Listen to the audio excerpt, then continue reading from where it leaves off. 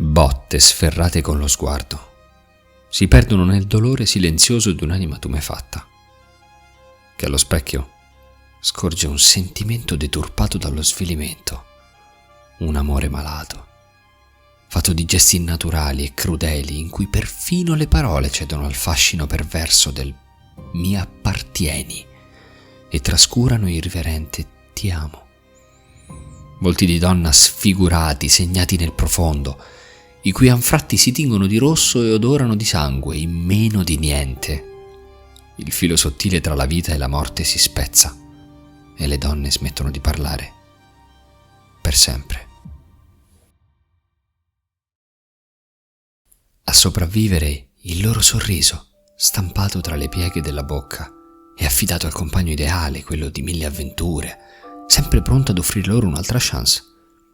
Il rossetto, bossolo di umori e grumi emotivi, spalmato nelle molteplici e dissonanti nuanze di un amore dipinto da un truccatore senz'anima.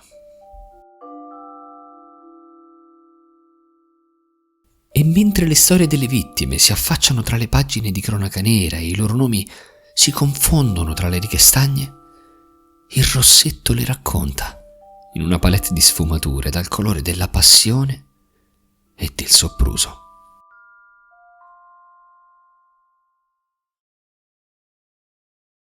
Lipstick scarlatto dall'effetto satinato, a lunga durata, come la speranza di una nuova vita, che accompagna la giovane Maria ad un appuntamento chiarificatore con l'ex fidanzato.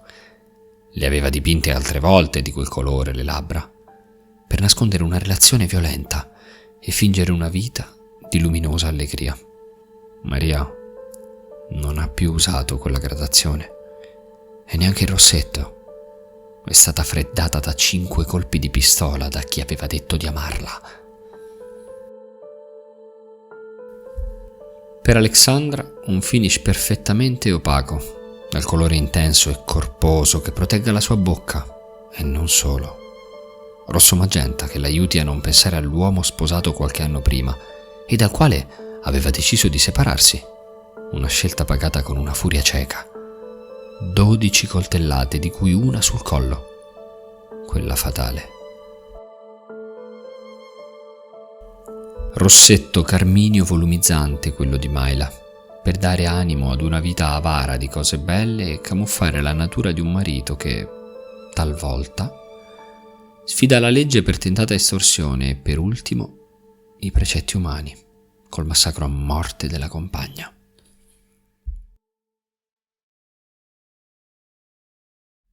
Sorriso rosso-arancio quello di Violetta, contratto dalla fatica e dall'illusione di trovare nel suo uomo e, forse anche in se stessa, un po' di quel sentimento che l'aveva spinta a lasciare il suo paese natale e mettere su famiglia con una persona la cui passione ardeva, al punto di dare fuoco al suo amore. Rossetto rosa Barbie per rivitalizzare la bellezza di Zenka, ormai svilita dagli insulti, dalle minacce e dalle botte del suo Big Jim, che come un piccolo uomo l'ha tradita a morte, perché non poteva fare a meno di lei. Un colore naturale, una texture vellutata, pronto a ridefinire il sorriso di Ilaria che, un bruto dai connotati umani, ha cercato di spegnere in modo atroce. Lei non è più figlia, ma continua a essere sorella e mamma. Improvvisamente, dalla palette salta fuori un gloss slavato a illuminare le labbra della giovanissima Alina.